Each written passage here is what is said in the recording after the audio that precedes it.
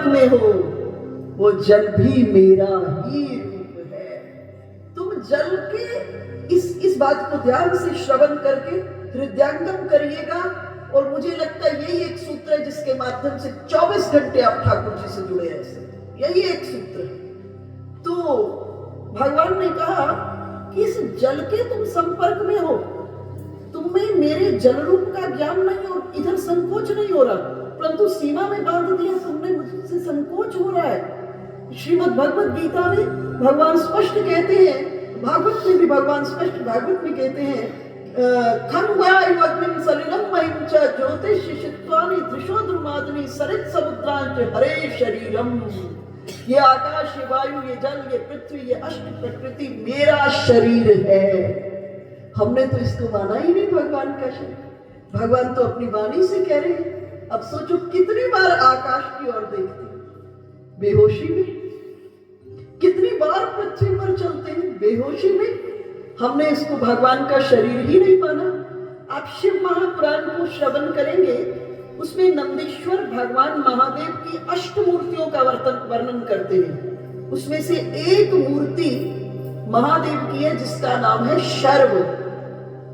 शर्व का अर्थ है महादेव ही पृथ्वी के रूप में प्रकट होकर चराचर जगत को धारण करते हैं। पृथ्वी रूपी जो शिव की मूर्ति है उसका नाम शर्व है। तो जब महादेव का भक्त पृथ्वी पर चलता है अपने को शिव की गोद में अनुभव करता है और शिव से मिलन को अनुभव करता है। लेकिन हमने परमात्मा को सीमा में बांध दिया। परमात्मा सीमा में नहीं बंधा है। भगवान स्पष्ट कह रहे हैं ये सब मेरा शरीर है, लेकिन हम बेहोशी में रह जाते हैं। हमने उसको भगवान का शरीर ही नहीं माना। भाई इसको अनुभव करिएगा।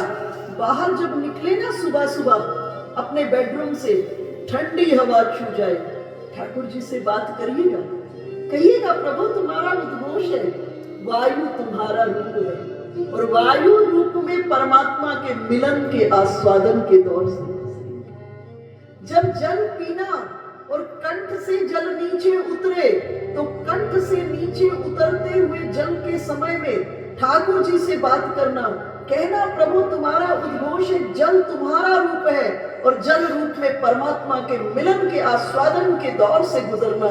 दिन में कितनी बार जल पीते हो बेहोशी में, दिन में कितनी बार आकाश को देखते हो, कितनी बार पृथ्वी पर चलते हो, कितनी बार वायु की अनुभूति होती है, कितनी बार अग्नि का दर्शन होता है।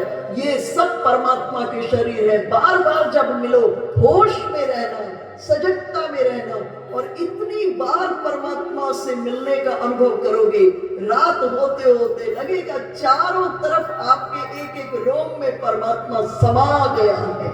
अलग से कुछ नहीं करना पड़ेगा।